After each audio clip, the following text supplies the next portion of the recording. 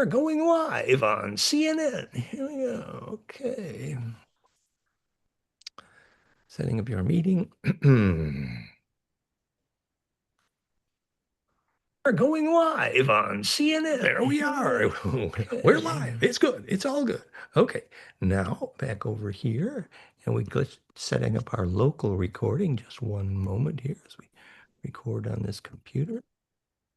There we go. Good evening and welcome. Hello, everybody. Hello. We're happy. It's going to be a fun night.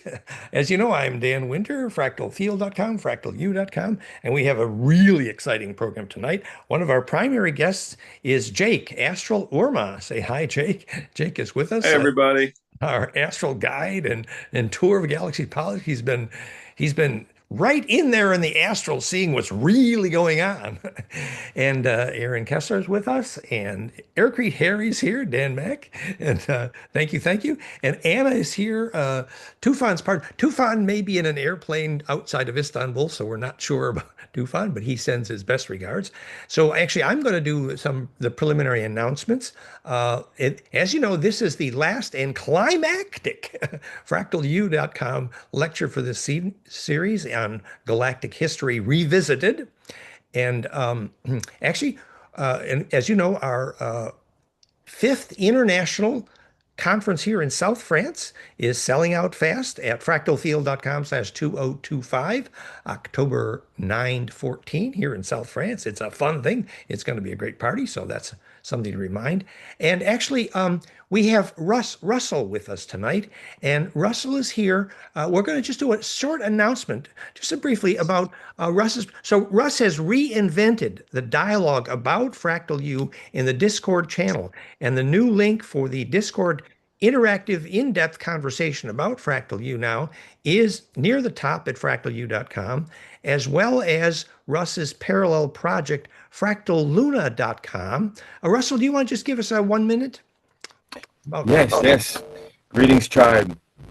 Welcome. FractalLuna is basically the official shop for Fractal University. We're getting noise on your mic. Is it good?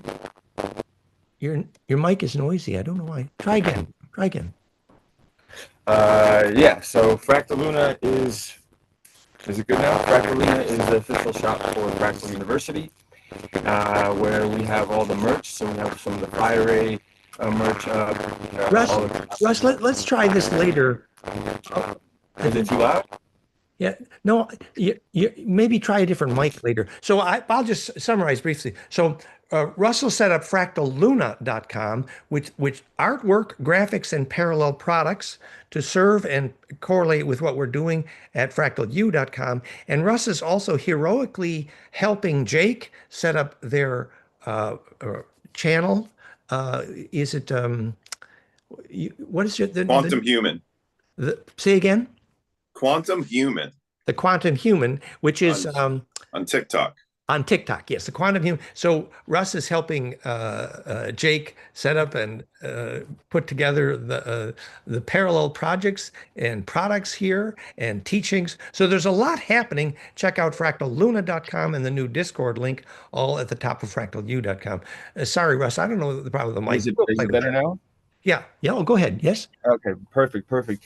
Yeah, just on top of, thank you, Dan. Couldn't have said it better myself. But also wanted to mention that we have the red pine needle oil, which thanks to Dan, I tried for the first time, and now that we're importing it from Korea, that's beautiful. With Jake, we are doing the Quantum Human that's on TikTok, and anybody that is wanting to get deeper in touch with the team, with some of the future stuff we're going to be doing, tap into the Discord, and from there we'll be building some interesting meetings and groups and going from there. So we admire Russ has been with us from the beginning and keeping that, administrating the dialogue at Discord. So even though we're taking a bit of a summer break here, there are ways to continue the conversation beautifully. Thank you, Russell, for that. Thank you. So back to tonight's fun conversation. Setting the stage here in the process of welcoming Jake. Jake has been with us. You've seen his Astral Urmah presentations. He's been doing what we call astral battles with the Tegatans and the Pleiadians, and he represents what's called the Urmah, which are the ancient high leonine lion beings are very powerful in the astral. And Jake is offering lessons in this. And so this set the stage for a new picture of where Earth's present controversies fit in the galactic history. And this is sort of the context, the platform where we begin tonight. So as you know, about a week ago, then Jake and I, along with our friend Jack, who also was deeply involved with Phi Ray, did a presentation called Piercing the Veil. Was that the Piercing the Veil of Thor? Piercing the overlay. Piercing the overlay that Jake is aware from the astral of these overlays. And one example, unfortunately, multiple of our people having looked deeply at what Elena Denon was sharing, they saw very disturbingly serious deception. And in at least one case and more, were able to actually remote view and see a shapeshifter behind Thorhan, which we believe is actually Ethorthon, and is a tall gray, famous for shape-shifting or putting an overlay, as Jake says, of Nordic humanoid beings like Thorhan, which then begs the question, well, how was Elena being sucked into something rather messy if now, as we're listening to Marie of the Swaru official and hundreds of videos there about the Tegotan Pleiadian perspective on these things, that if it's actually Ethorthans who are deceiving Elena, and unfortunately, sadly, probably been sucked in, then what does that represent? And of course, if you listen to Swaru's, literally hundreds of films, you get a pretty detailed view that Ethorthans are behind very high corruption in the Federation, the Galactic Federation. And behind that, Penny Bradley, who is like done 60 years, much more advanced with the Dark Fleet, the German Dark Fleet than Tony, said that the real scourge of our galaxy is this really nasty predatory AI coming out of Andromeda, but not native to our galaxy, which is very predatory and manifests through the Mitra, who everybody agrees are the bad guys from Andromeda, and that the Andromedans themselves have been victims of this. And I think Jake's going to speak about that. And so that the Ethorthon is connected to very high level corruption in the Galactic Federation. And this is why the Galactic Federation, corrupt at high levels, is profiting from such things as human trafficking, which is their sort of signature move, which Marie Swaru is describing in detail, the Ethorthon human trafficking across the galaxy, and especially on Earth, and rescue missions for all their messy human trafficking. Well, does that sound like the Cabal? Does that sound like the local history of the Earth and the Earth's Cabal is a fractal fingerprint of the corruption at the Federation level?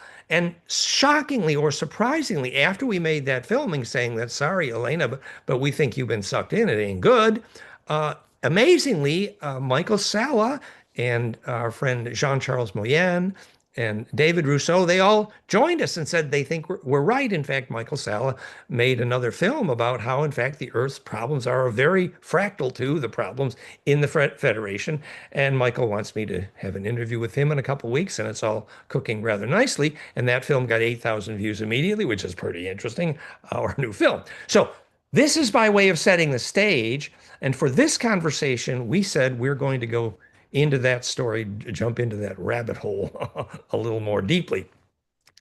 So, and then we're going to have Jake really go into this. But I want to just pick one place possibly to begin where Jake and I have just been chatting, which is that Jake's view, for example, of when the kind of bad guys or AI or some of the more parasitics entered Earth's history stream.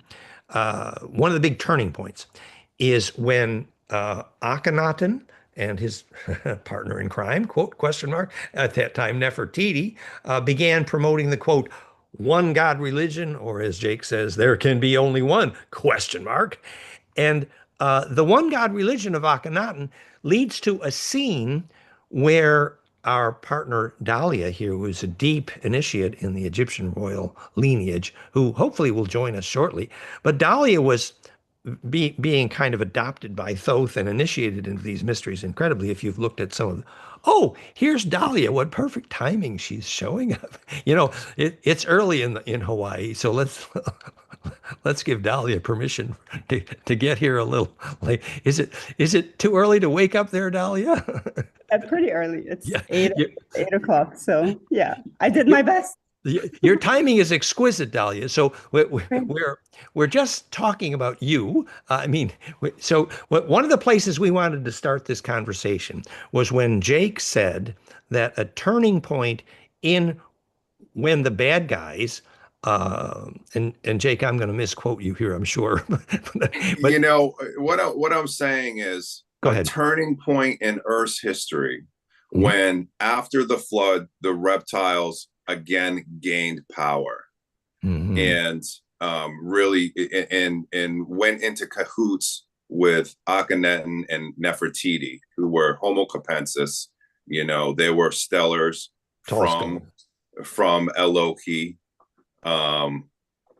in the Pleiades, and they do not represent the whole race. They were some bad actors.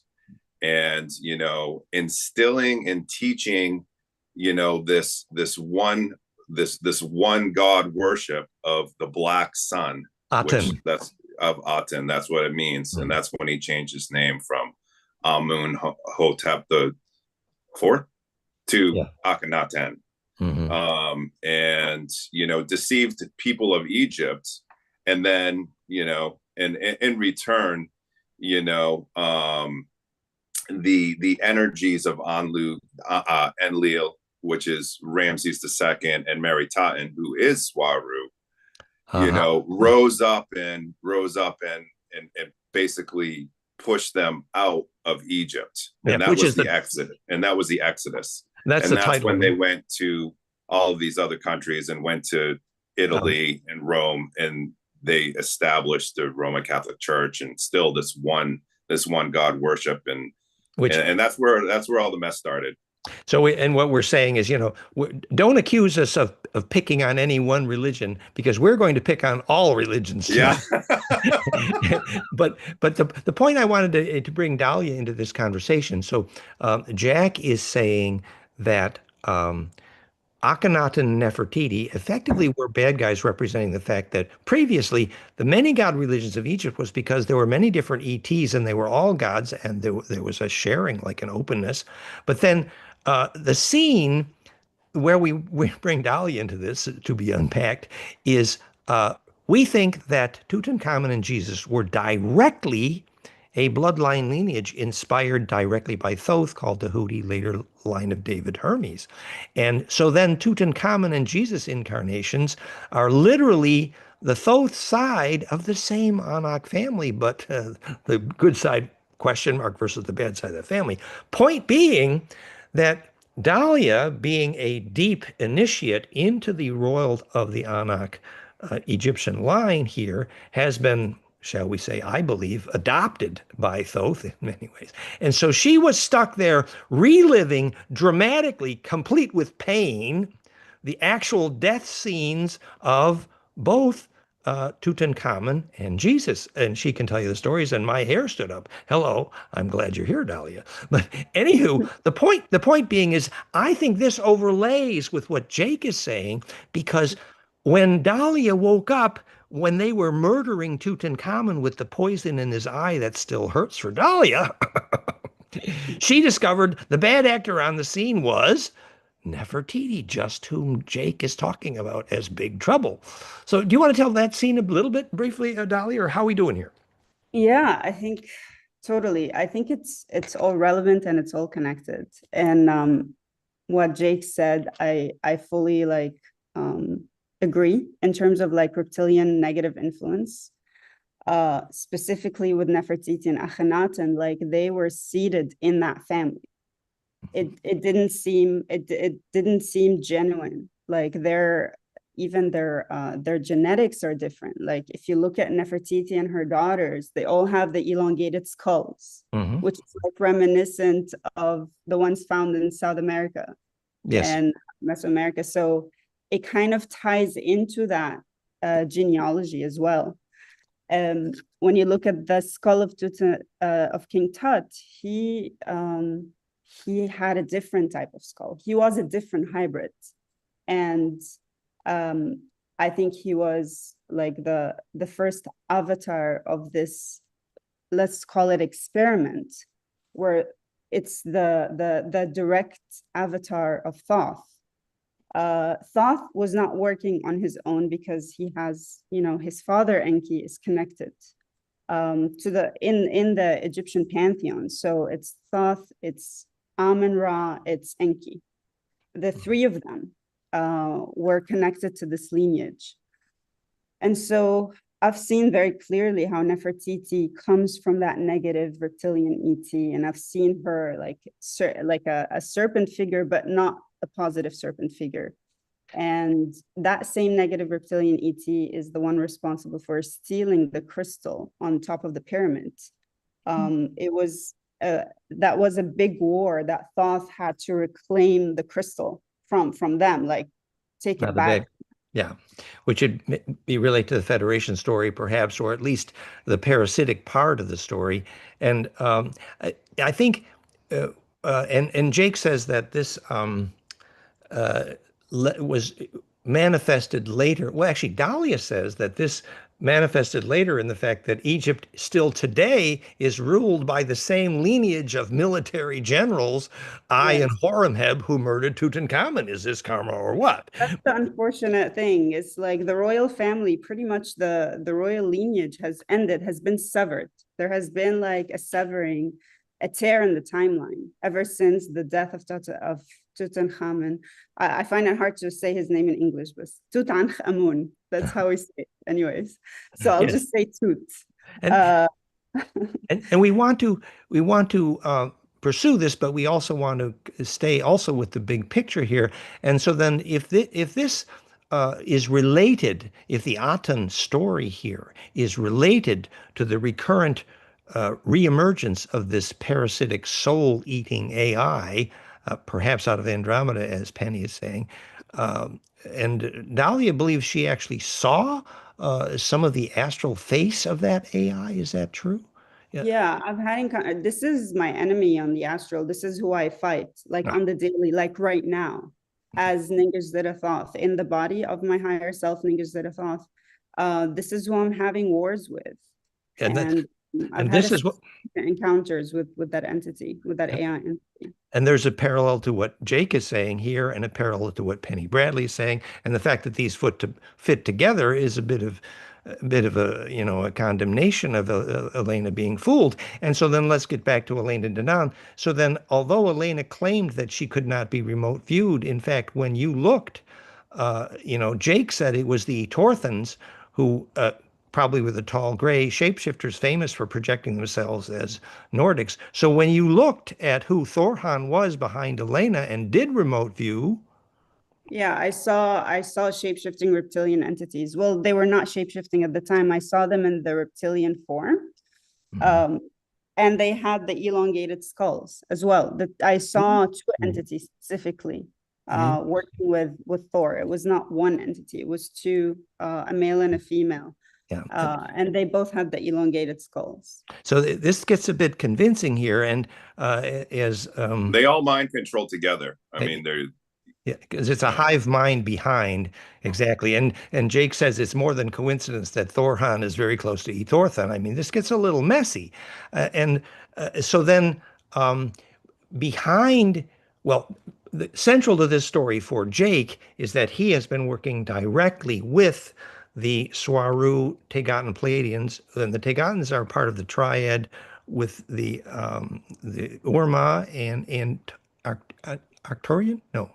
Or the triad is Antarians, the Urmah, the Antarians, and the Tegatans are creating the triad backed by the Alcyone Council, which is also known as the Council of Nine, and recently taking over the airspace in Earth. If you've noticed, you have clearer blue skies above us than normal. That's I say that's why. And we've taken over the Vieira, although there was a huge battle in the Vieira just recently. The Cabal was hiding out in the Vieira, because the Viera is a Andromedan biosphere ship with many different biomes inside of it. And they sent a message saying that they were Alfraten, which is people from Alpha Centauri. And they, sent a message to Mari and the Triad saying, release the 12 members that you arrested or else. And they said no. And then a huge war broke out and they attacked the Urmah and the Hashmalim, which are Tagetan special forces. And a big battle broke out inside of the Viera. And a lot of damage was done, but we ended up winning without any casualties. The Cabal was using, those robot dogs, a lot of DARPA, technology, all the technology that, was on Earth. So, through the secret space program and all that. So they were working in cahoots with the ex-members of the Galactic Federation, the local Galactic Federation. But the good news is that we're in charge now and we're taking control over it. And that this is the continuation of the Orion Wars. The wars are not over. And the battle continues. And we need to provide enough context for people who have not been part of this conversation. First of all, what Jake just explained to you is very new and probably connected also with what Mari Swaru is saying at the Swaru official YouTube series, which is more than 100 films. It's very detailed. And these are Jake's partners with the Astral Urmah who are doing this work. And part of the irony here is why Elena never mentioned the 600-kilometer long triangular ship, originally Andromedan, which is on the other side of the moon, that everybody else knows about and talks about. Why Elena never? It's a bit concerning. But before I turn this over to our partners here, just to say, the significance of this picture is that Swaru Mari Tegaten has been for many months explaining in great detail how the Etorthans represent the corruption in the High Federation, including their big business, which is human trafficking. And now suddenly we have a very detailed picture that it's specifically the Etorthans, Thor Han, who tricked Elena into presenting this propaganda so that the Federation could maintain Earth as an isolated museum to continue their human trafficking instead of. So these pictures all fit together, and basically Michael Salla is now agreeing with us on this, that this explains why the Federation has in fact not been helping with disclosure at all. Yeah, and he's finally paying attention to the Swaru disclosure.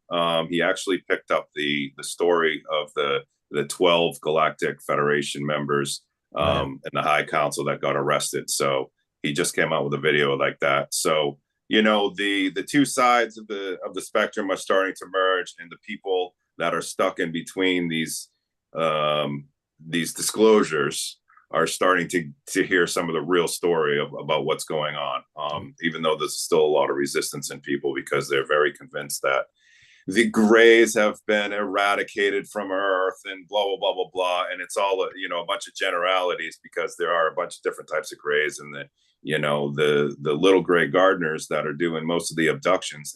What they're doing is they're abducting the starseeds. If the starseeds go off plan, they'll abduct them, say that I ruined my body because of whatever, and I need to be abducted in order to take an off world in order to be fixed, in order to be brought back into the same time stream so that I can continue to live out my soul contracts and live out my soul life plan. That's all they're doing. And the reason they're so busy and abducting people and everything else is just because they have a lot of people to abduct. It's not that they're cold. It's not there. And these are the little gardeners that I'm talking about, the little grays. I'm not talking about the tall gray Etorthans or the Maitre or the biological grays. I mean, the mechanical grays that they also developed. So there's a bunch of different stuff. So, we really need to get down to details here when we're talking about certain things. And to know why Elena is promoting the Etorthan propaganda that we need that federation to save us from the Siakar, which obviously now, as Penny explains in detail, is crap, actually. But and I think we should go into this further. But I want to get back to Dalia here again for a minute. Dalia, I have a sense that your perception of, for example, you and I had a conversation once in which you explained to me that when you were actually part of the High Anak family, you could understand the Enki and Lil agendas more from the inside. Or what part of this story are we missing, according to you, Dalia, if I may ask? I mean, I feel like we're missing a lot of parts, but we're trying to bring all of the puzzle pieces together. And I don't claim to have all the answers because this is tied into soul memory, but also my mission here. Like I'm allowed to know only a certain amount of information that is aligned with my mission or the reason of being. I'm not allowed to just have full disclosure on everything. Like I try to get more information as much as I can, but it's a deep rabbit hole. And every time I ask a question, I get like riddles and I get keywords. And when I research and I do my research, I find out there is like a larger truth at hand that is just so hard to explain in 1 or 2 lines. It like requires probably many books to get to the bottom of this, because this has been happening on multi-layers and multi-dimensions. For example, I recently asked about Nefertiti's like ET origins, and then it was tied to the Inca Empire. And this is the information I got from Enki. And there is a connection that ties the Inca Empire, which happens much later, to the same ET cedars, for example, that invaded Egypt, like at the time of Nefertiti and Akhenaten. And if you look at the Inca empires, they didn't have language. They had a way of creating threads in order to record time. The kippa in the slip knots in rope, the language of which is the origin of Hebrew as well. I did the physics. Exactly. And if you look at some of their kippos, it looks exactly like the Atan symbol. That is it's just like a ray with the threads coming out with the hand. It's just a different manifestation of the same entity. The perfect slip knot, and that perfect slip knot, seen by the clairvoyants and called Anu at the heart of the sun, is the perfect implosion charge collapse slip knot. And I have a lifetime on that one. And what a nice deep rabbit hole. I know it is. Yeah, we should go definitely deeper into this in our conversations. But I find it fascinating. Like how do we tie all of this into this like this shared enemy or this common enemy, which is this yeah. I agree with Dalia 100% that we are dealing with soul memory here. And one of my theories is that none of us are from this timeline of Earth, and this timeline is just being used as a game board, and that all of us are coming from these different timelines where we have all of the different stories within ourselves.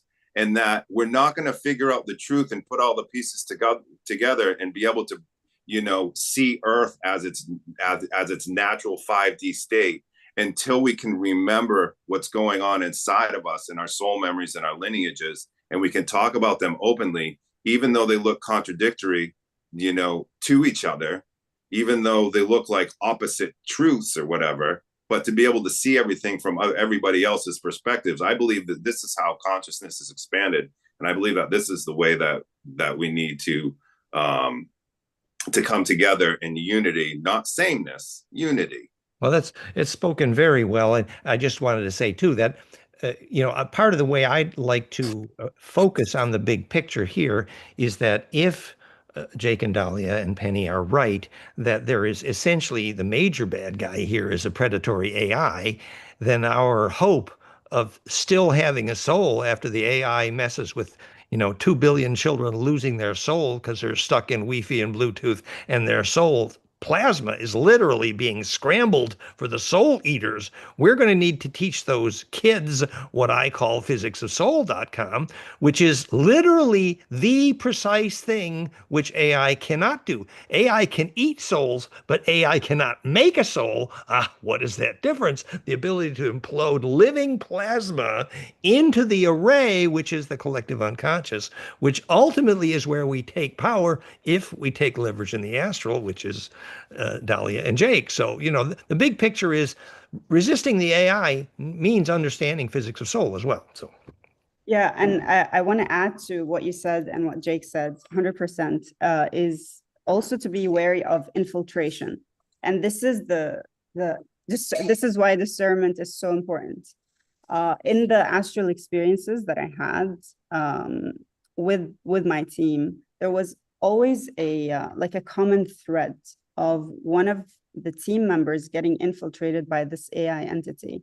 And that's like the major warning, because there are several people who you can call friends or who you seem as good people. They can be overnight infiltrated by this entity and hijacked. And this is what we want to warn people about, is like always be in discernment and always look for signs of moral ambiguity. This is the way to track.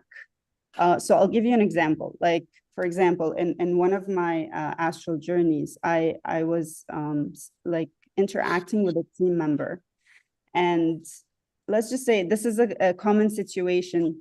Symbolically, we were in the kitchen making a meal, and I noticed that the team member didn't generously offer the meal. What that told me is there is moral ambiguity here. There is a behavior that is not contingent with being a shareable wave. Because being a shareable wave is about being in generosity 100% of the time and being open to share. And when I noticed that, I felt that there was something off in his behavior. And that was the key that clued me into his, let's just say, partiality. Like he was partial at this, not impartial. And that was and later he was taken over by this AI entity, which was robotic. It was almost like a monster, a robot monster that was guided or ruled or led by this gray looking entity. I don't know what it could be. That's that same Etorthan that Jake talks about, but I've had this encounter with this gray looking entity that is leading this mechanical robot, and this is who I was fighting with. And it hijacked this team member. It literally stole its soul, added it to the AI intelligence of this machinery. So it's a privilege to be assimilated. It's assimilation. It's the loss of individuation. Yeah. This person who was an individual now became part of this hive AI intelligence and lost its identity. But everything he knew, all of his intelligence, his experiential memory, and his knowledge is now assimilated into this AI entity. Was swallowed by the dark side. And Jake is talking about, well, you look at the eyes and the lips to pierce is not to pierce the veil, to pierce the piercing the overlay. Yeah, I mean, these beings, they love to appear as your friends and family. If you're in the astral and you think that it's a teammate, it might not be your teammate. You know what I mean? I've also been, trapped in, my consciousness has been trapped in robotic, figures in the astral. I've woken up in lab scenarios where I've been blocked inside my clones, because what they're doing, what these Etorthans, reptilians, and the whole 9 yards and the AI is doing, the regressive AI, is they're taking clones. So they'll take my physical body, because they have my DNA, they have all our DNA, and they'll take our physical body. So they'll clone my physical body, and then they'll use that clone as a real life voodoo doll.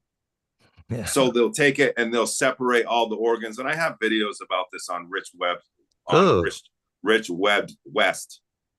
West YouTube channel. And they'll take the organs out and they'll separate them, and they'll just try to separate. And what they're doing is they're trying to separate my consciousness from my avatar that I'm sitting here talking to you right now. Thank you. And this is what they were doing on spaceships in space, right outside Earth, targeting star seeds, and trying to trap them inside of these astral, mechanical avatars. And it was a whole mess. And when Jake, we didn't mean to get too graphic here, but when Jake said, look at Jake said, look at the eyes. And I have to say, personally, I hung out with Elena at tours, but when I saw her recently, even in Japan, the eyes look very, very dark, just to me. And our Rinpoche and our Lucid Dream Team leaders, they all took one look at Elena and they said, deception. So you can actually see that, unfortunately, the overlay there is really.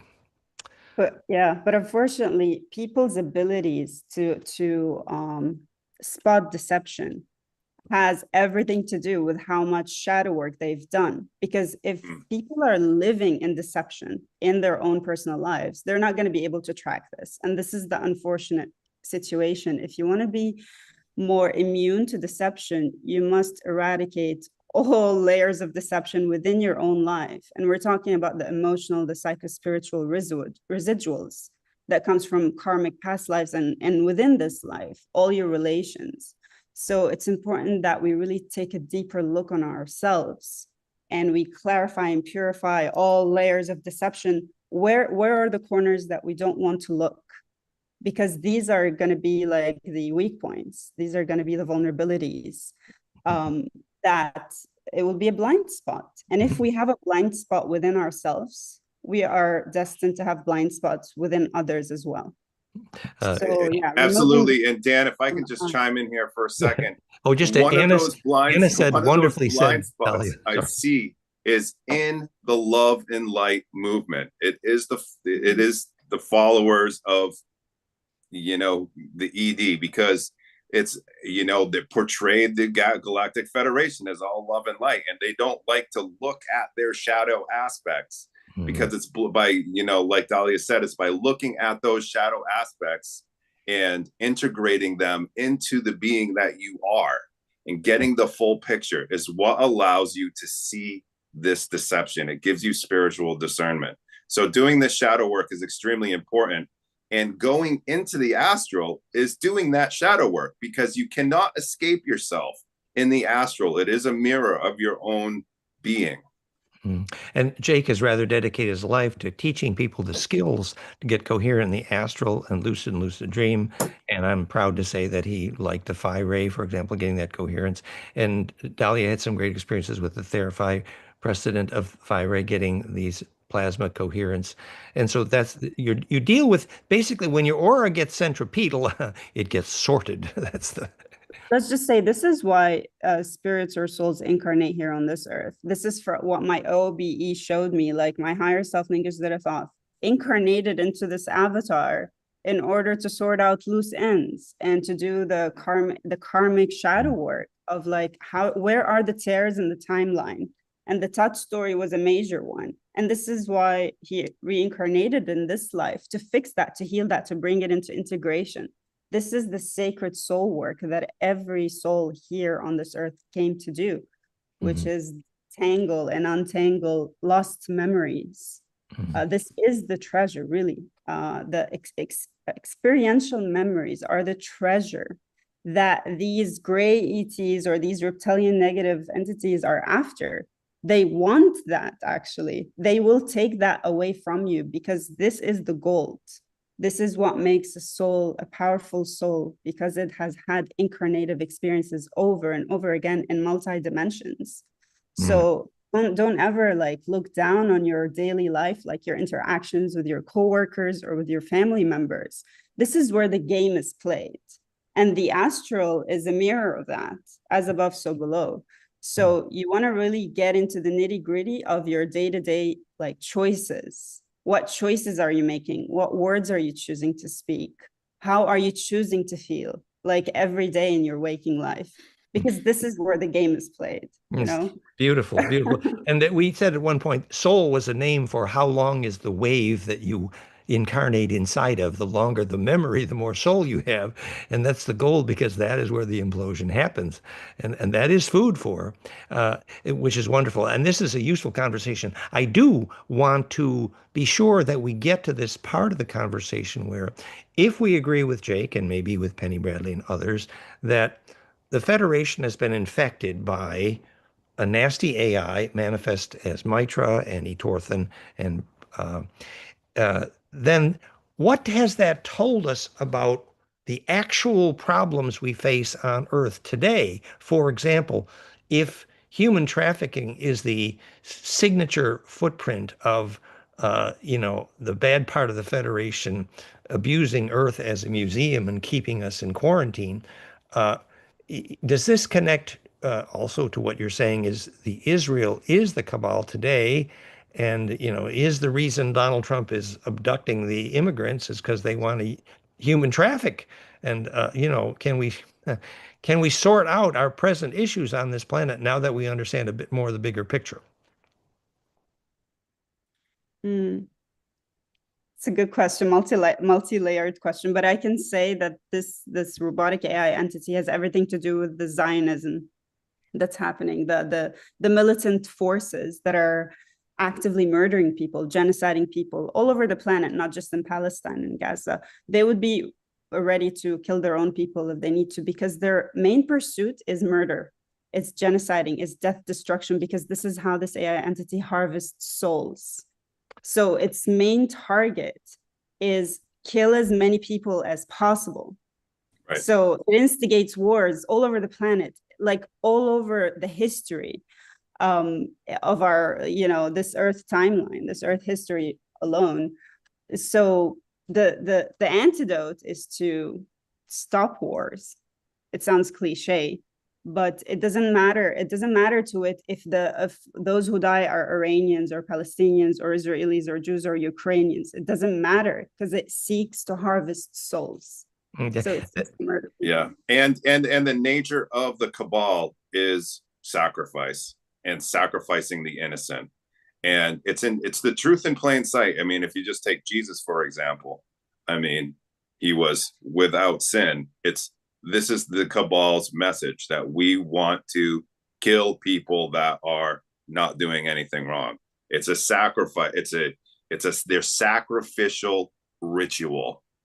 And if you look at the roots of these religions, I'm thinking of our friend wrote Awakeners of the Dawn, talking about why, this is a bit nasty, but why the rabbi sucks the blood out of the penis after the circumcision to induce this wave of fear, which is absolutely, certain glandular things are absolutely shut off.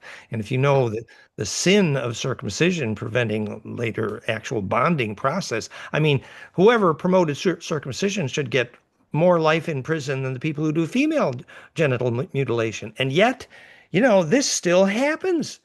This is a planet whose religions have actually been tools of the wrong AI, just like what the Roman Church did to Jesus, basically. So, yeah, we have to recognize this and deal with it. Yeah. And I think it's all in all cultures. Like I was recently reading the Mahabharata, and it speaks about demons and entities that are vampiric in nature. And specifically, like where I was doing my research in the Andes, there are these entities that are like ash gold. And these entities are grays that I've had encounters with. And they're vampiric in nature, and they're predatory to humans. And it does, yeah, it just it doesn't feel good to be around people that are working with these entities. Let's just say not working consciously, but these entities will have the power to hijack people's auras and to work through them. This is how the AI entanglement works. It hijacks people's consciousness and almost controls them as puppets without their knowing, unfortunately. But the soul aspect of them is the illumination of the soul, is the antidote again. But they have distanced themselves from soul, like as forever, like as from some do it when they were very young, because childhood trauma kind of disables that soul consciousness. Yeah, like circumcision, actually. But yes, exactly. Yeah. It pulls the roots. Yeah, pulls pulls the roots of the soul. So that's what we're trying to identify, that ability. And as you say, to restore the soul is actually, in effect, access then to bliss process and the astral, which then restores all those connections and coherence in the astral. And doing the emotional trauma work, because a lot of these cults, let's say, work on like childhood abuse and sexual abuse. And so this is where they hijack the souls at a very young age, because then the person is still in this purity, and they make the unconscious decisions to alienate themselves from soul consciousness, which creates a gap, a black hole that needs to be filled. And that's where the entity parasite comes in. And so to do the emotional trauma work is to face that predatory entities that have been living off that person. Yeah. And if that young person has gone to bed with Bluetooth in their ear and Wi-Fi every night for years, the disconnection is over already. The AI has won. That's the thing. So when we teach the physics of soul, which is your aura needs to implode without that murderous fractionation of the kind of electrosmog that the AI itself uses to propagate itself, the Bluetooth and the Wi-Fi, suddenly you see why Luke Skywalker needed a cave. And if it has gone to bed with, let's just say, people that are like much older in age that have predatory entities like leeching off of them, it's like a disease. It's like a virus. You will get some of that will rub off you. So also astral hygiene, physical, intimate hygiene is very important. You got to be very aware of who you mix energies with. Exactly. Very tricky. It's like it isn't just about, choose who you have sex with because you never really get out of bed with them, but it's also whoever you merge auras with. Not to change the subject, but there was a bit of this history that I was hoping Jake would help us sort a little bit also, that when Penny Bradley said, well, the CICAR are a completely separate race, and that Elena was propagating, again, a bit of propaganda when she said, save us from the CICAR. Well, not really. But the trivial part of that story was, oh, well, if Yahweh was Enlil and Yahweh and was half Draco, that's obvious why the Jews are the bad guys. Well, that's too simple, probably. What we're saying is that the problem with that race had to do with the AI parasite. Or you want to sort on that a little bit about the Draco versus Enlil? So from my understanding, this is what's happened. Everything is the opposite of what we've been told. Atlantis wasn't a civilization with crystal cities and love and light and da-da-da-da-da. It was actually a global, not local, but a global civilization that was, the reptiles were in control. And the reptiles, here comes the train, and the reptiles wanted to enslave the Adamic race. Now, the humans, in order to enslave the humans that were here on the planet, the humans got here about 40 to 50,000 years ago. Now, the reptilians wanted a slave race. And in order to enslave the humans, they tried to genetically manipulate human DNA. But because humans have such a strong connection to source, their experiments they failed. So they decided that they were going to, enslave the human race in a different way through mind control and through separating the children from their parents. And if they separated the children from their parents, they could break the memory that was, passed down through the lineages. And they could, indoctrinate the children and make them grow up with a victim and a slave mentality. And we still have that mentality today, thinking that we need saviors, people to come save us.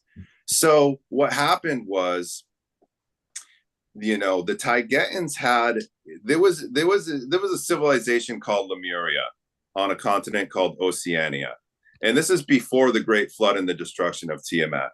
But the events that happened here led up to the destruction of Tiamat. So what happened was the Taigetans saw that the Adamic race, the humans, were being enslaved by the reptilians. And because the Taigetan women could pass as the Avas, they called the women of the Adamic race the Avas, and they called the men the Adams.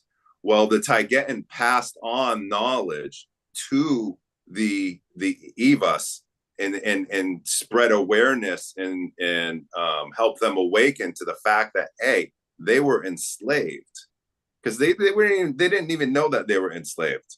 And so the the reptiles saw the Avis as this. They see all women as the serpent, but specifically the Taigetan women as a serpent. And the reason they see the women is because the women hold the genetic DNA, the ability to give birth and to pass on that DNA. So anyway,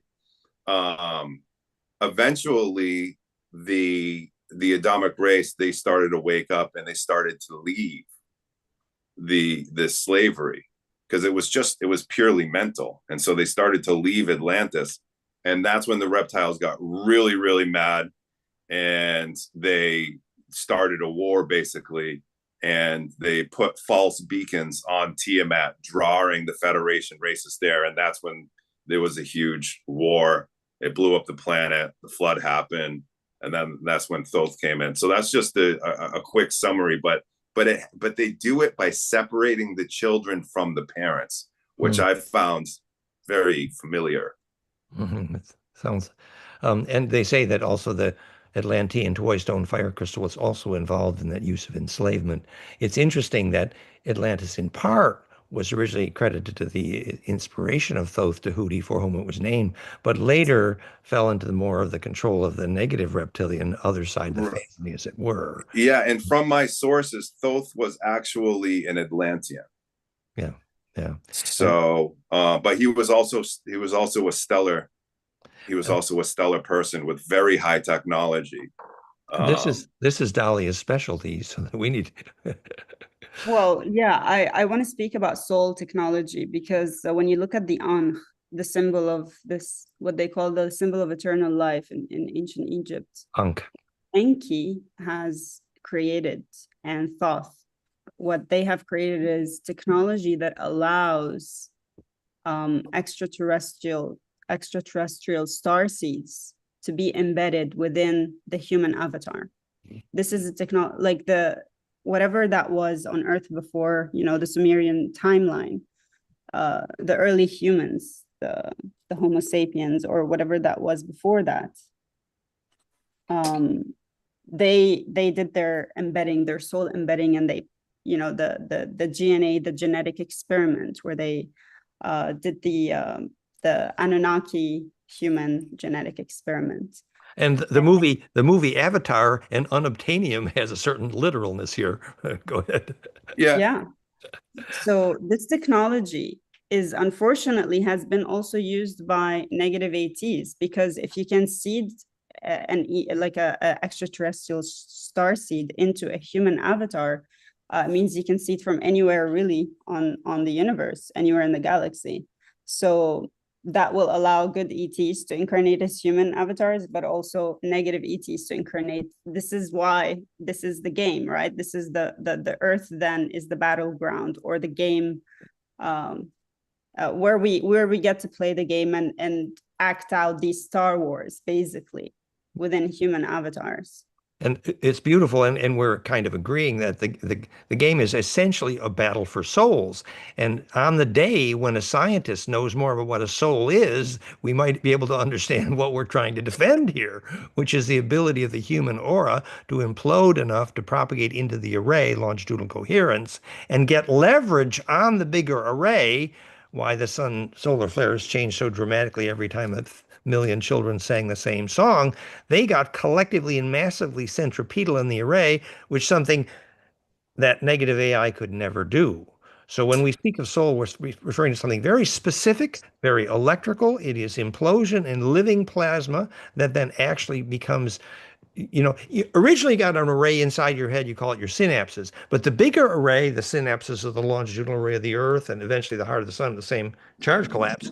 Once you start inhabiting bigger arrays, you're doing something that makes the AI jealous. I wanted to chime in here because this is an important point. I'm here on the immersion program, the exact technology that Dalia is talking about. Mm-hmm. Now, this was, I touched on this in one of our most recent videos, Dan, but this was installed, after the flood. See, the stellar people, Egypt was a starport, and there were a lot of civilizations coming and going, and it was very high technology and very peaceful until the reptilians and Akhenaten and Nefertiti ruined everything. Then we realized, the stellar people realized that we could no longer come down to Earth as basically as what step downs, because Earth was no longer a starport after this. And if we stepped down off of the spaceships, they were just going to treat us as gods anyway and worship us. And that never worked. And so it was the Taigetans and other races. We brought our medbed technology and our entertainment technology together. And that's when we created the immersion program for Earth, where we could come into the immersion pods and wet immersion pods. There's dry immersion pods and wet immersion pods. And dry immersion pods, you can come to Earth for a day or a few days or a few hours. With wet immersion, you can come for years or an entire lifetime. I came here about 4 years ago through the immersion technology. Now I'm a feline, so I can't just step down off of a spaceship. That would freak everybody out. But in order to, mingle amongst the humans and spread our stellar knowledge and our stellar help, this is how we did it. We did it through the immersion program, and this is how we're doing it today. And I might say that since one of our partners in the Therify, what is now FiRay.com, calls themselves USAMedbed.com, actually. And recently, Nicholas, who was evolving the plasma tech FiRay.com, realized that at certain higher powers, you can actually propagate your awareness, your soul, into another node in the array actively when you propagate this field powerfully enough. So just like when Jean Charles Moyen's alpha to gamma EEG coherence went off the chart high amplitude, so the caduceus of his brainwaves became powerfully implosive into the pineal, and then he teleported replicably with witnesses, came back with sand between his toes, and said he was seeing where he was out of one eye and where he was going with the other eye. You could tell what was happening in his pineal. That implosion was giving him leverage into that array. And by the way, initially he could only go to the beach because it's longitudinal there, of course. But the physics of this kind of process is not necessarily a mystery for those who have been studying physics of soul.com as long as some of us have. I'm saying this is not just woo conversation. This is actually an understanding of how we propagate our attention to various nodes in the array. And this is real. Yeah.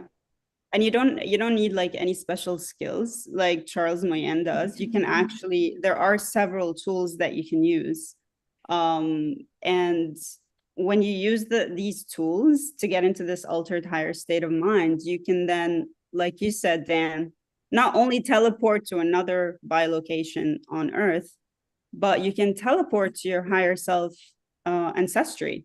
And this is what I've done when basically my consciousness imploded into this higher domain where I was seeing myself among the stars as a star being in my Anak form, which is a dragon form, which is, when you look at the earliest Sumerian depictions of Ningish-Derethoth, he was depicted as a serpentine figure with wings. Winged dragon. Hermes. It's a winged dragon. Yes.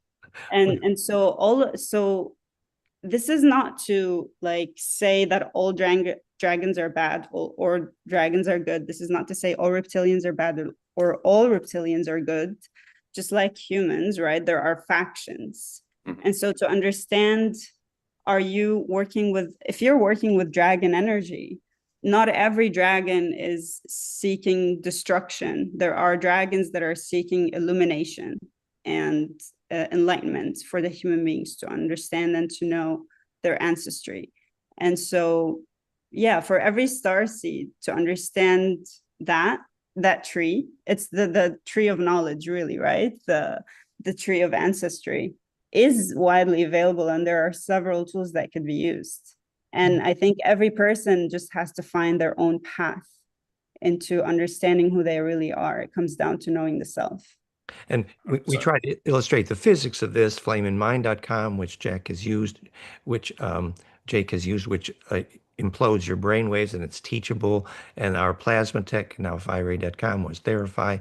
But these are just indicative of the principle behind this, which is implosion of the aura. Obviously, when lucid dreaming in university studies was triggered by very specific frequencies, we now know they're phase conjugate implosive. They make the aura centripetal, which is what enables you to propagate in the array. And so the physics can then teach us how to use these tools better, both technological and psychological. I think this might be a time also if Jake wants to say a bit more about how you developed and how you now teach the skills to get coherent in the astral and why it's so important. Well, lucid dreaming, out-of-body experiences, the whole altered states of consciousness, being in between states of consciousness, being in between waking and dreaming, all of it is like a muscle. So you really need to activate that muscle and grow it and work it and keep working it. That's how I've done it over not just this lifetime, but many, many lifetimes. And yes, I'm a cat, so I have a broader range of frequency perception. I can see outside the normal range, like you guys are teaching with the kids that can see without using their eyes. Same type of deal. They have a broader frequency range of perception. So, I have exclusive series on Patreon and YouTube where people can go look up Astral Urmah, where I teach about all of this type of stuff and how to do it for beginners, intermediary, or even advanced. If you're even advanced, I'd love to have you on board. I do have private sessions and everything else available on Patreon at Astral Urmah. And we will have links with this film, obviously. And then this might lead us to a bit of conversation about your experiences in dealing with this parasitic AI on the astral levels. I think both of you have spoken about. I think, yeah, go ahead, Dalia. No, I mean, I wanted to sort of just have a broader picture of like this disclosure of why we're talking about people like ED. I don't like to mention the name, but why we talk about people like that and their channels, right? Is because there are, I don't know how many followers she has, but there are many people who tune in and to listen to this lull. It's a lull. It's a state of hypnosis. Mm-hmm. Basically, these transmissions put you in a state of hypnosis. Yeah. You're actively contributing your focus, your time and energy and soul energy and attention and consciousness into this entity that is working behind the channeler. So I'm going to be general here. I'm not going to talk about specifics. If we were to say that the entity that is behind the channeler is a destructive, predatory ET entity that is giving you this lull, this hypnotic love and light, and everybody's going to be saved, and humans have nothing to worry about. This was what Jack called the candy cane version of the story of the Federation. But go ahead, sorry, Dalia, please. Yeah, totally. That's perfect. Yeah. So when you're contributing your time and energy and soul consciousness to that, you're basically contributing to the massive destruction and soul harvesting machinery that this ET negative entity is doing on humans. So this is where like the rubber hits the road, so to speak. You, by actively participating in these deceitful love and light messages, you're actively contributing to the destruction of humanity in one way or another. Unfortunately, this is just the literal, and of course it's complicated, but just this is the general message here. And this is why disclosure is very important. This is not about character attack or attacking people. It's not about that. It's about waking people up from the lull of deception. And any message that tells you that you're going to be saved or you're going to be taken care of, it's basically hijacking your right to actively participate in the game. And it's using your consciousness as fuel for its mechanisms of soul deception and soul harvesting and warmongering. etc., etc. So I think if we agree with Michael Salla that the local cabal problems are a perfect mirror of the Federation problems, the infestation, well, a new subtitle for our film could be "Soul Harvesting Machinery." Sorry. I like the drama. No, thank you, Dalia. We take that very seriously here. Yeah, I 100% agree with Dalia. Yeah, 100%. Yeah. So so how we get out of that obviously is take responsibility for, which means we need to actively make available our own serious discipline of hygiene for bliss. Like, when was the last time you went to a cabin in the woods away from all the electrosmog to discover whether you can in fact go inside and lucid dream? And that's where the soul and the astral connections happen. You know, I think it really comes down to doing the shadow work. You know, I mean, there are so many people that are avoiding that because it's uncomfortable. Mm-hmm. You know, but doing the shadow work really unveils who you are and who you have been in the past. And I'm telling you, we have not all been love and light in the past. We've been the opposite, and now we're trying to be.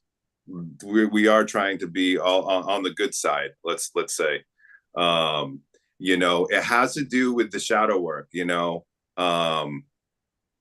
so you know, look deep within yourself and unravel those mysteries and those memories, and unveil those memories that, you know what, consider for a moment that you have done some things that aren't the best, and that have contributed to the, you know, to the state of Earth in the way that it is right now, or things that have been done to you. And we can start by childhood. I mean, we can start by these subconscious memories that start in childhood, things that have been done to you that you don't want to look at because they're incredibly victimizing and traumatizing. And that's understandable why people wouldn't want to go there, because it's terrifying, especially for a child. But this is where we can start. And this is the bravery and the courage to face oneself, is to face what has been done to oneself. And so Dalia, I have a question. How would you balance out that being a victim and actually coming out of the victim mentality? Yeah, well, it's an act of recognizing the shadow of that experience. So any terrifying experience will have a detrimental effect on the soul conscious and will create fragmentation, cognitive dissonance, where the mind splits from the body. So cognitive dissonance is a good thing to also inspect with self-inquiry. Where is it that I'm saying one thing or I believe in one thing, but my actions are actually not the same thing? So cognitive dissonance is also a hint and an entry gateway. But then how do you go into the moment in time? It's time-space continuum, right? Where there was a tear in the fabric of the time-space continuum is where the trauma happened. How do you go back and repair the time-space continuum for your consciousness? Because this traumatic act has created this rip, a tear. This rip that allowed that forced your soul to leave your body for a second. And that's widely discussed, that any discontinuity of memory is where the soul breaks, actually. So you haven't got time for the pain. So if you go back to the moment of maximum pain, which was actually when the pain got so great, you separated from your body, as it were. And so literally continuity of memory is an indication of the repair of the fabric of soul directly. You find the holes in memory, which is where the pain was maximum, and you relax enough to breathe into that moment of attention and reestablish the 100%. the memory line. Can you reinsert timelines and memories from, you know, from areas or from places that didn't happen, since we're multidimensional creatures and we can access multiple timelines, even the positive ones? Can we somehow balance out those traumatic memories and those traumatic timelines with the healthy ones? Well, I wouldn't say reinsert. I would say you're re-experience, like by you looking at this rapture and time-space continuum and choosing a different life now.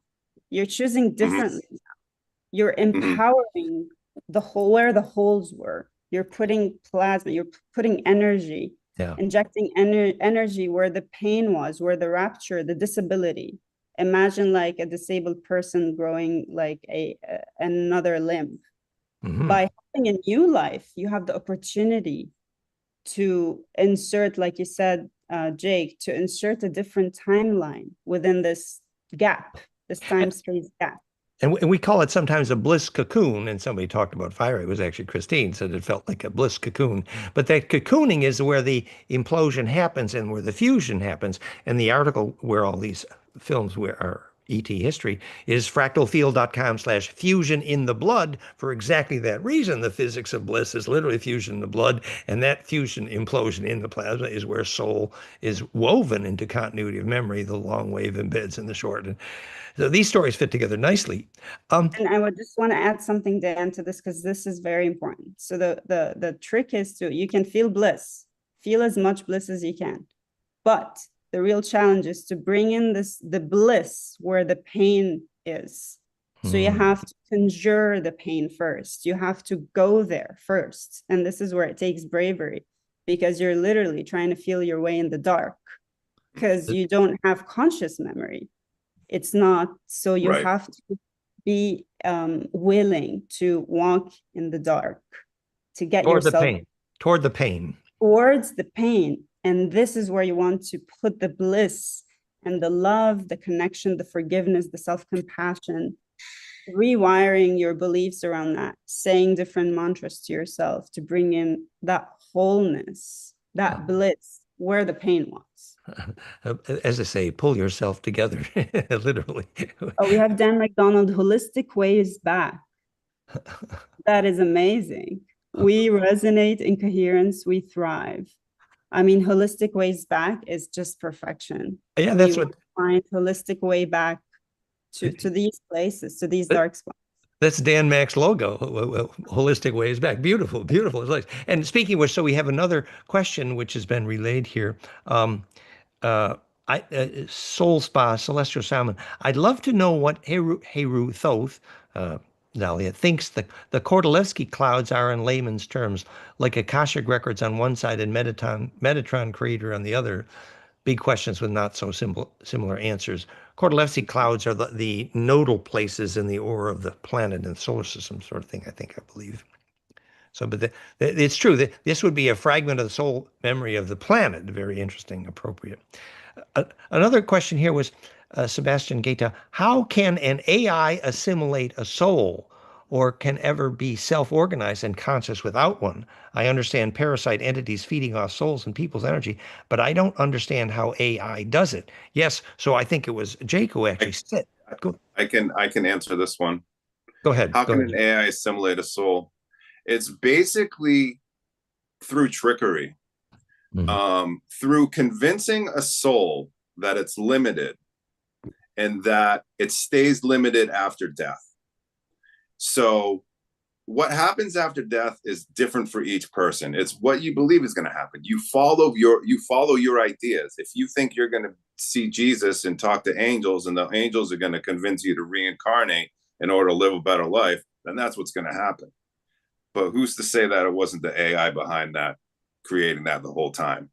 So that's the idea, is that we are limited because we believe we are, and we're limited by our own ideas. That's why, being very aware and consciously choosing, being aware of your own attachments to these ideas is very, very important, and to be fluid with your attachments.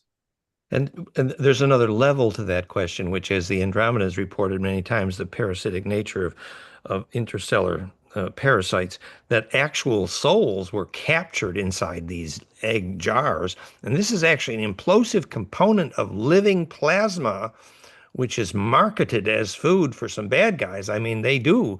The soul force is a certain quality of living plasma to implode and then embed in that array. And that can be a battery for some bad guys as well. It's directly behind the worst part of human trafficking. So once we understand a little bit about what soul force is electrically, implosion in the plasma, we understand that how this becomes currency among parasitic beings, unfortunately. And that although So, go ahead. Can I just add to that a soul a soul can only be trapped as long as it's being entertained, because your point of attention of consciousness is your soul. As long as the AI is keeping that point of attention entertained, like a movie, like watching a movie, then it stays trapped. As soon as it loses interest, it can just go out of the pod or out of the container or whatever. So it's very hard to trap a soul, but then again, it isn't if you can keep it entertained. I hope that answers the question. Interesting. I want to add an answer to that question. So think of insectoids. Think of, even in nature, think of mosquitoes. What are mosquitoes? Do they have souls? What are, think of swarms of insectoids that only have one target, which is to feed on life. There is no question. There is a will, and there is let's just say a function and a purpose and a mission. So this is the AI. Its mission is to harvest souls, feed on human life, because it generates this plasma force that keeps it running, right? But it doesn't have a soul innately. It has a function and it has a target. Think of the Terminator. Think of just like predatory beings, And a lot of that has to do with the nature of certain collective mind, and even the collective mind of a hive, and it's a very deep story. Thank you. This is why humans are special, because they have soul, they have consciousness, they have choice. But nature is capable of creating hive minds. AI is not like a human invention. There is AI in nature, in the cosmos. And predatory AIs and intelligent and useful AIs. But that's what we're saying is, after you get a sense of a little bit about what physics of soul means, you can begin to make the choices where the AI is just serving and not feeding on. And this is the tricky part. Yes. Next question on this. Liz says, what's the connection between dragons and reptilians? Reptiles are the category and dragons being the superior. And if the cat is a lion mixed with a snake, why are all the new empire flags an eagle dominating the dragon? There's a complicated question. Yeah, well, I can say that there are many different species of what we call reptilians. So a lot of this is also the words that we use to describe certain species or certain things that may not be 100% perfect. So I can say that there are different species of reptilians. There is the alligator-looking ones, the ones that are on the gecko, insurance company. That's a different type. There are the crocodile ones, like Sobek, for example, the ancient Egyptian deity. And then there is the winged dragons, and it's hard to explain the differences, but it's really like having different species from the same ancestry, but it's all in our human blood also. I mean, we look different, but go back to the eye, and the eye can connect you to all these different ways of manifestation of consciousness within physical form. I know it sounds a little bit out there, but when I see a snake, like when I've encountered Wadjet, the ancient goddess, the serpent being, the cobra goddess, and Jake, you were mentioning something about females being looked at snakes. Essentially, the cobra is inside of all females. That serpent is our ancient ancestor. And so when I've seen her other manifestation as the vulture, that still is the same manifestation of the same entity. So just understanding that the same consciousness can have different species and different physical manifestations. The dragon entities have been they're plasma beings. I don't think they are here in the physical 3D, just like the alligators and the other reptilian creatures. I believe these are higher dimensional beings that I personally am a dragon on a certain dimension. And that's the thought, the Quetzalcoatl, that's that same being, the seraph. These are the beings that are called seraph or seraphims. These are the dragons. And these higher, well, you can the say fiery higher, ones. fiery, yeah.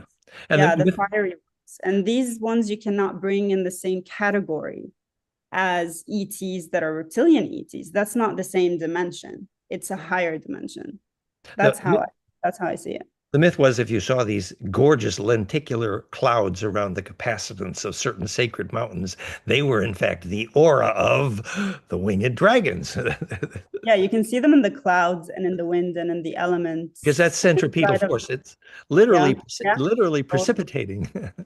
Yes, and the volcanic eruptions. Everything looks very serpentine when you look at the nature patterns. And my friend David Yarrow wrote the book Dragon in the Ice Castle. He saw these earth plasma dragons coming out, and this was quite literal in those days. I mean, so this is living plasma entities that can exist on a very high level. You need an active third eye to be able to perceive them with the human mind. If you have done your psychic homework and opened up your psychic faculties, this is how you can interact with them and see them.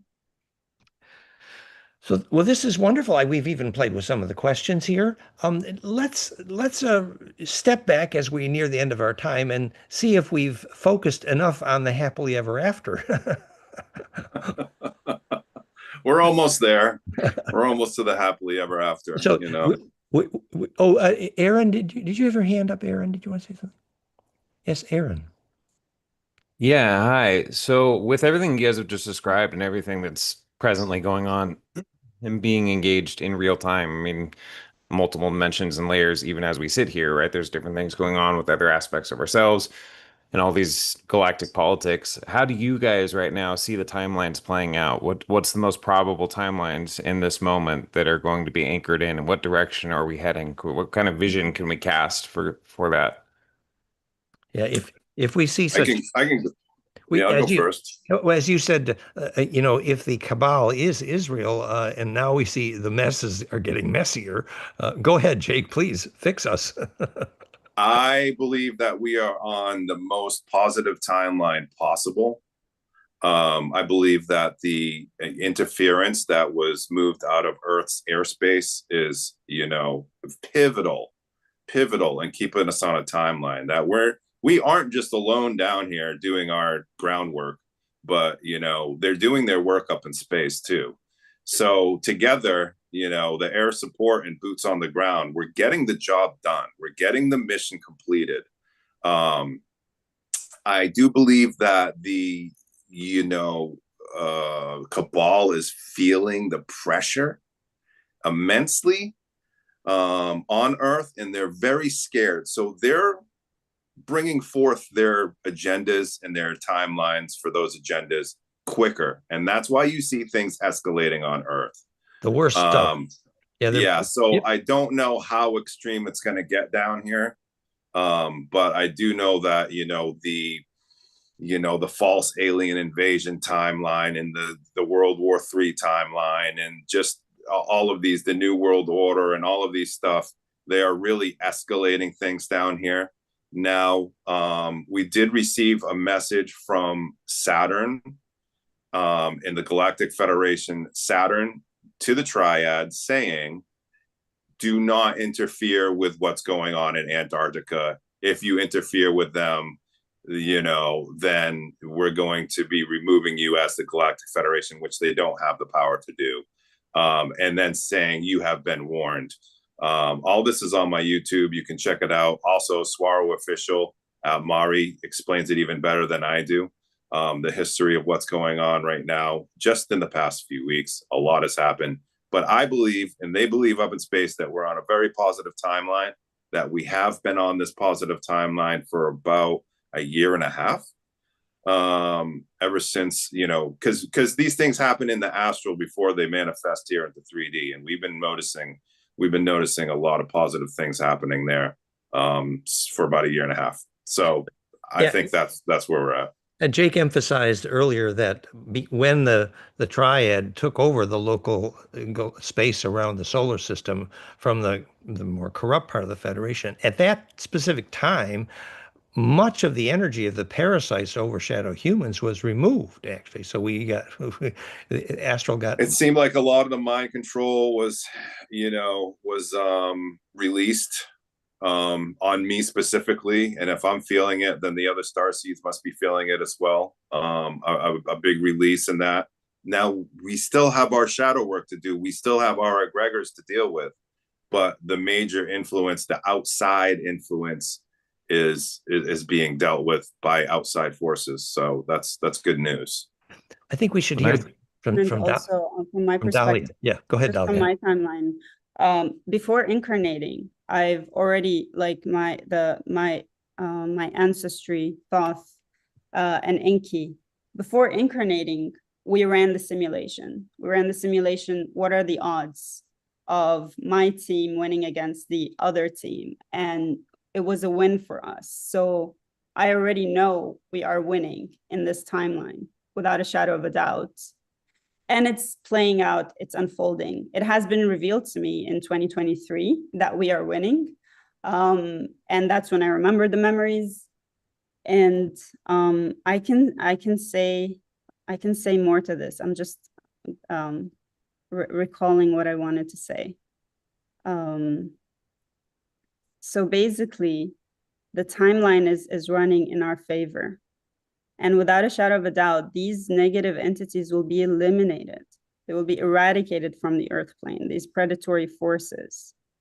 But it will take some time in the playing out of this war within our current timeline. It will take years in the making. We're talking hundreds of years in the making until we get to that threshold, to that point of no return, where the expansion of, you know, what you can call the light, the conscious, pro-choice, loving beings being the total majority that inhabit this planet.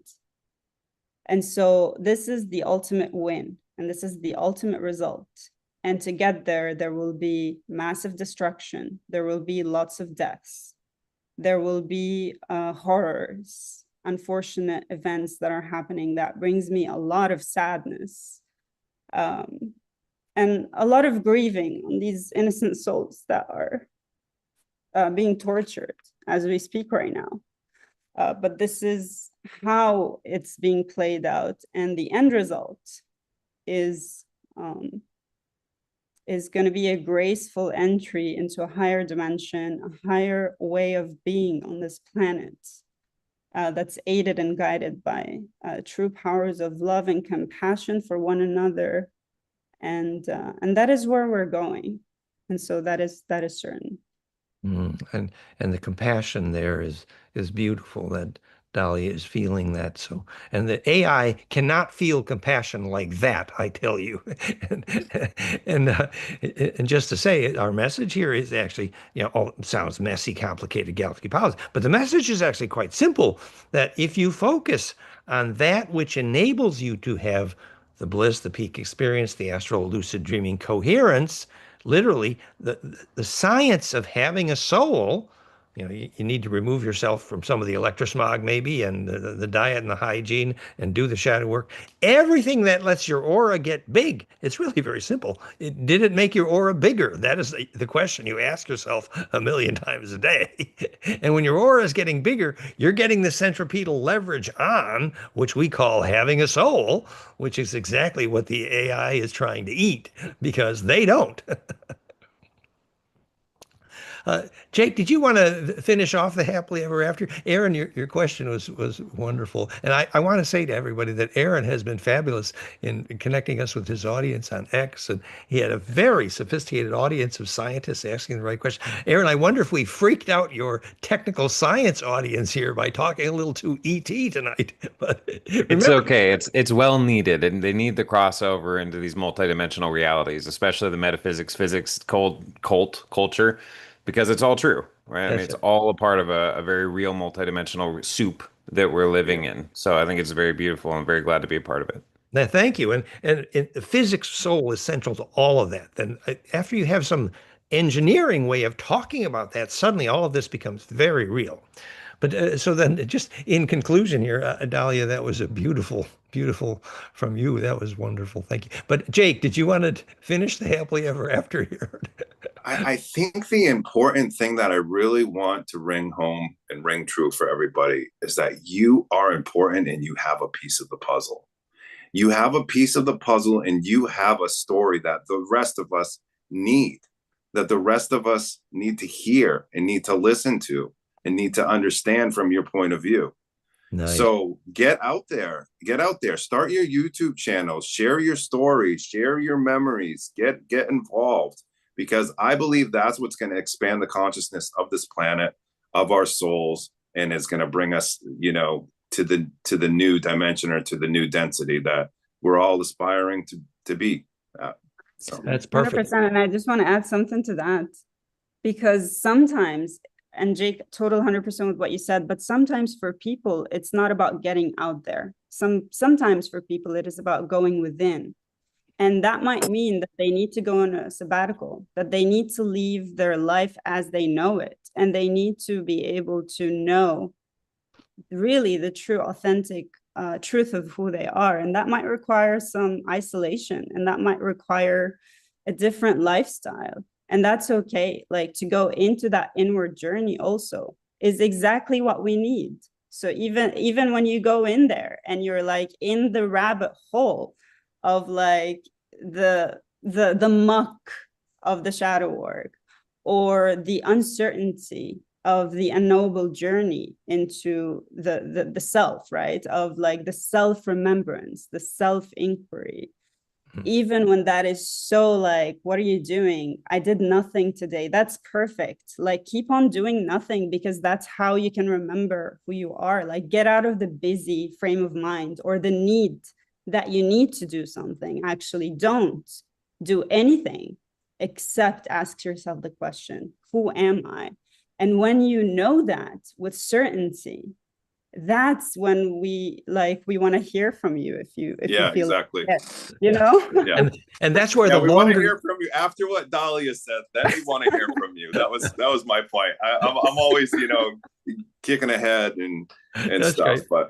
But when you go in that deep inside, the longer the wave of the memory you dig up, the more the presence of soul. That's exactly, and when we say the next dimension, all we mean is the superposed longer wave on the short wave, and the geometry of that, of course, is Planck fire. So that implosion into the long wave, ride the long wave, Uncle Joe, is actually the presence of soul. And it's the length of that memory, which, as Dalia said, that's the gold nugget. And that's what gets us toward immortality.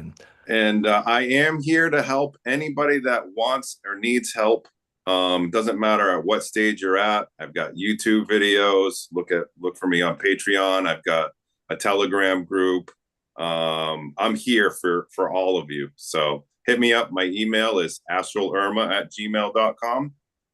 And his YouTube channel is Astral Urmah as well. Great, super. And Dalia also is offering counseling advice, etc. Do you want to tell them how to reach you, Dalia? And I'm also here for anyone who has any questions or want to talk about anything. You can reach out to me by email.